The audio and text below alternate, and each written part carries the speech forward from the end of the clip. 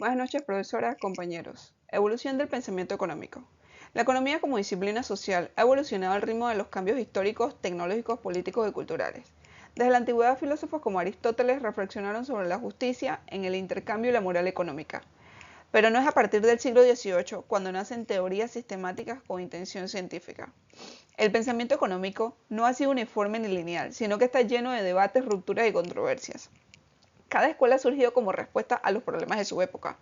El mercantilismo frente al auge comercial europeo, la economía clásica como reacción al estatismo, el marxismo frente a la explotación obrera y el keynesianismo tras la Gran Depresión y la escuela austriaca como crítica al intervencionismo estatal. Es un placer de nuestra parte, Josué Hall y Melanie Liao, hacerles nuestra presentación.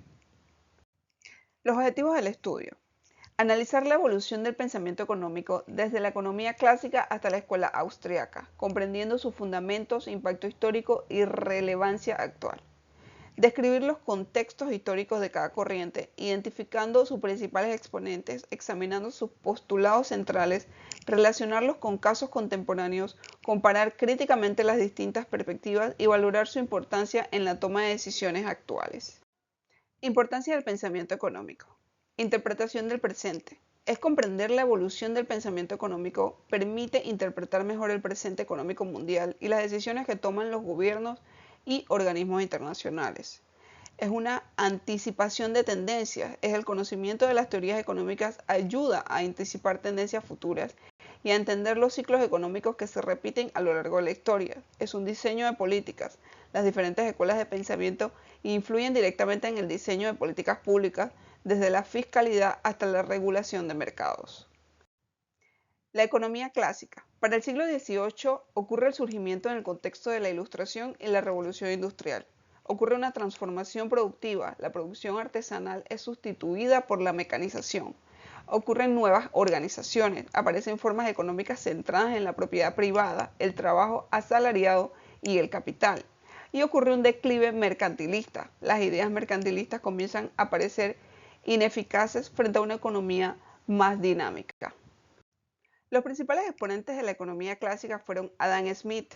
Su obra La riqueza de las naciones es considerada la piedra angular de la economía moderna.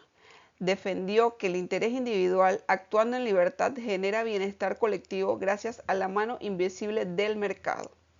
David Ricardo introdujo el concepto de ventajas comparativas que revolucionó el comercio internacional y analizó la distribución del ingreso entre salarios, rentas y beneficios.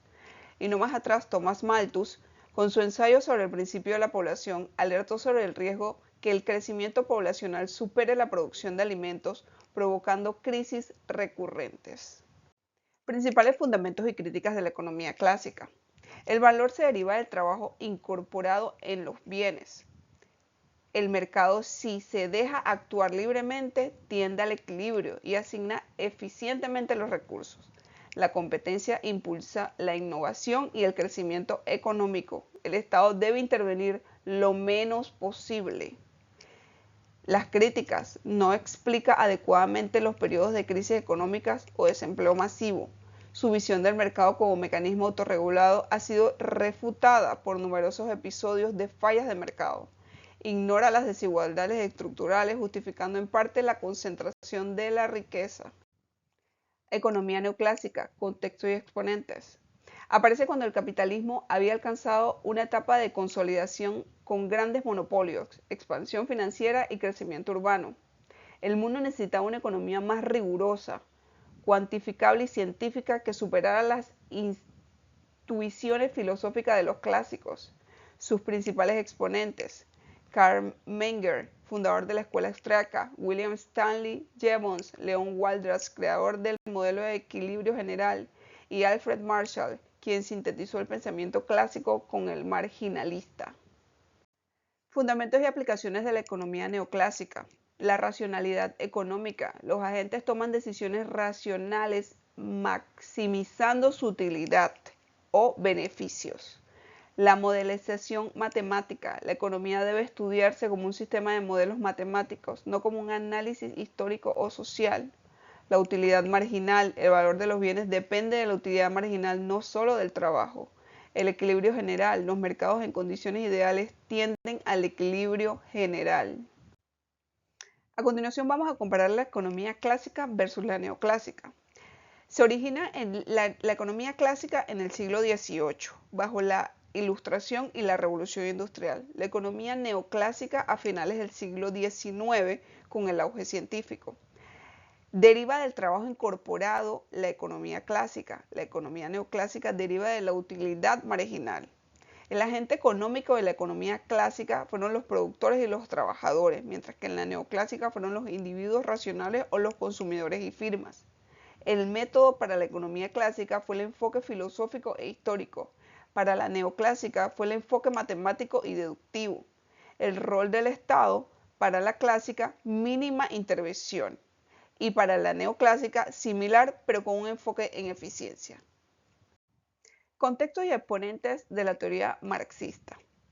El contexto industrial es desarrollado en el siglo XIX, en pleno auge del capitalismo industrial europeo, con grandes fábricas para también profunda pobreza y explotación laboral.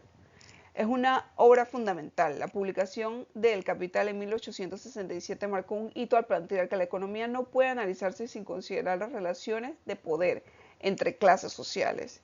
Y sus principales exponentes fueron Karl Marx, filósofo y economista alemán, y Friedrich Engels, coautor del Manifiesto Comunista, quien aportó a la sistematización del marxismo. Teoría marxista, sus fundamentos teóricos. Valor del trabajo. Todo valor proviene del trabajo humano. Los bienes valen lo que cuesta producirlos en términos laborales. La plusvalía. El capitalista se apropia de la diferencia entre el valor creado por el trabajador y el salario que se le paga. La lucha de clases. La historia es una historia de conflicto entre clases sociales. Esclavos y amos, siervos y señores, proletarios y burgueses.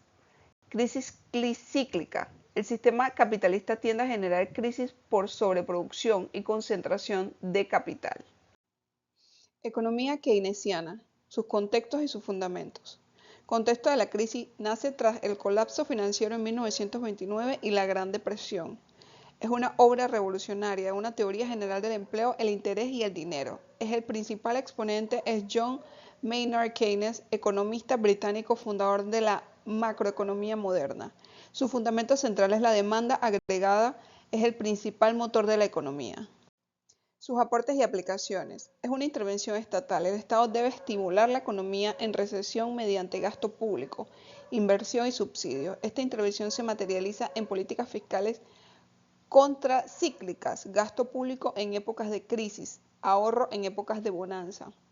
El multiplicador keynesiano. Cada unidad de gasto público genera un impacto mayor en la economía. Este efecto multiplicador es fundamental para entender por qué la inversión pública puede tener un impacto desproporcionadamente positivo en situaciones de crisis. Estado de bienestar. Las ideas keynesianas sentaron las bases del estado de bienestar y la protección social. Durante la pandemia del COVID-19, muchos países implementaron estímulos fiscales keynesianos, bonos, préstamos, subsidios e inversión pública en salud. Comparación de la teoría marxista versus el keynesianismo. La visión del capitalismo para la teoría marxista es un sistema explotador y autodestructivo. Para la economía keynesiana es un sistema imperfecto pero corregible. Para el rol del Estado, centralizador, dueño de los medios de producción, según la teoría marxista, según los keynesianos, es el regulador, estabilizador del ciclo económico. La solución propuesta es la revolución y abolición de la propiedad privada, según los marxistas, según los keynesianos, el gasto público y la regulación. Su enfoque es estructural, dialéctico e histórico para los marxistas y para los keynesianos es macroeconómico pragmático.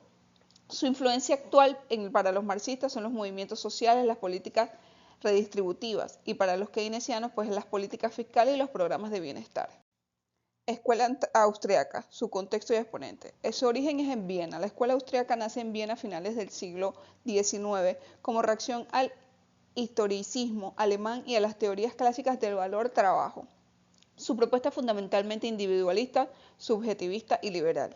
La oposición al intervencionismo a lo largo del siglo XX, esta escuela se fortaleció con la oposición del socialismo real y el keynesianismo. especialmente a través de los pensadores como Hayek, quien alertó sobre los peligros del control estatal. Sus principales exponentes fueron Carl Magel, que fue el fundador, Ludwig von Mises, crítico radical de la planificación central, y Friedrich Hayek, Nobel de Economía en el 74, que fue el defensor de la descentralización del conocimiento.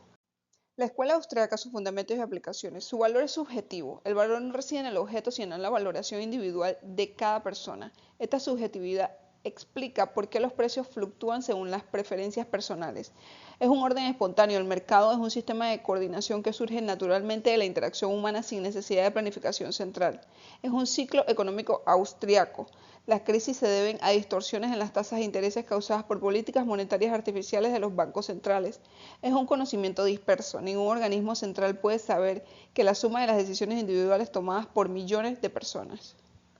Vamos a ver una consideración general de todas las corrientes. La economía clásica es un enfoque liberal mínima de intervención estatal, valor trabajo, mercado autorregulado, fundamentos del liberalismo y el libre comercio. La economía neoclásica es un enfoque marginalista, Estado como árbitro, utilidad marginal, equilibrio y eficiencia, base de la microeconomía actual. Para la escuela marxista es un enfoque crítico estructural, propiedad estatal total, trabajo socialmente útil, mercado inherente a la explotación, referente en políticas de equidad. Para la economía keynesiana, el enfoque macroeconómico, intervencionismo moderado, demanda efectiva, mercado inestable, influye en políticas fiscales y de bienestar. Y para la escuela austríaca es un enfoque individualista, estado mínimo, valor subjetivo, orden espontáneo, base ideológica de muchos libertarios. El pensamiento económico de América Latina, el estructuralismo, va de 1950 a 1960. Raúl Prebisch propuso una crítica al modelo de libre comercio y la necesidad de industrialización vía sustitución de importaciones. El neoliberalismo, que va de los 80 a los 90, es la implementación en países como Chile, Perú, México, bajo influencias del consenso de Washington con privatizaciones y apertura comercial. El neodesarrollismo, que es los 2000, es el gobierno como los de Brasil, Argentina o Bolivia mezclaron políticas keynesianas con redistribución del ingreso y mayor presencia estatal. El debate actual en América Latina sobre modelos estatistas, mixtos y orientados al mercado, reflejando las tensiones entre las distintas escuelas. Las mujeres en el pensamiento económico. Durante siglos la economía fue un campo dominado por hombres. Sin embargo, muchas mujeres han realizado aportes fundamentales. Joan Robinson desarrolló el concepto de competencias imperfectas. Eleanor Ostrom, Nobel del 2019, investigó la gestión comunitaria de recursos comunes. Y Martha Nussbaum completó el trabajo de Amartya Sen sobre desarrollo humano en su teoría de las capacidades. Hoy el pensamiento económico feminista gana fuerza, cuestionando el sesgo androcéntrico de la teoría económica tradicional y proponiendo una economía centrada en el cuidado, la equidad y la sostenibilidad. Conclusiones hacia una síntesis crítica. 5 corrientes principales: clásica, neoclásica, marxista, keynesiana y austríaca representan versiones distintas del mundo en la economía. 3 dimensiones clave: la libertad, la justicia y eficiencia son los valores en tensión entre las diferentes escuelas.